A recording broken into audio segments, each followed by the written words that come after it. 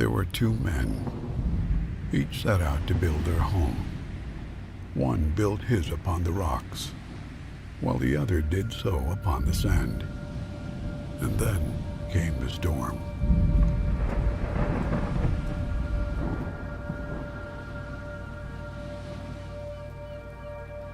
There are absolutes. Things that are fixed that no matter how much we may want to move them, will always remain. Jesus said anyone who hears his words and does them will have his life built upon the rock. But to not do them is to live upon the sand. Rock or sand. You see, the ocean is immense, completely vast, pulled by forces beyond man's control, and therefore, it demands respect. You see, it doesn't know you and it doesn't care about you. It can't. The ocean is an unyielding force. You've been to it. And much like the tides of the ocean, each wave of our culture is a voice washing over the known ideas and fixed points of the world around us. This energy, this force, presses on as each new generation takes the place of the last. And the sands that we've come to identify with shift. The waves move the sand.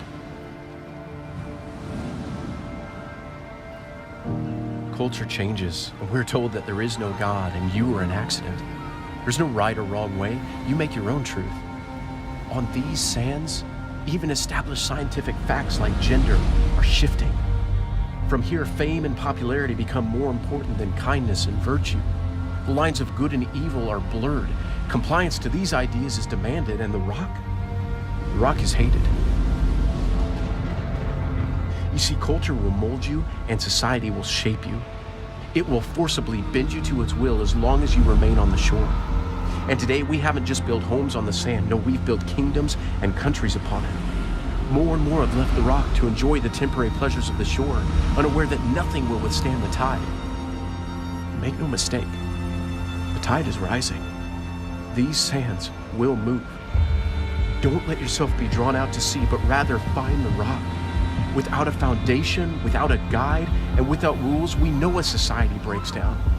See, we've been taught to look at the teachings of Jesus as something to block us from pleasure and enjoyment, when in reality, it was put there to build our life upon, to protect us.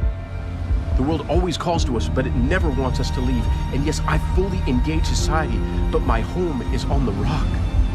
The water is already rising. We're living in a world gone mad, and no one has the answers. When the floods come, something always has to give. Either the waves will break you, or the rock will break the waves.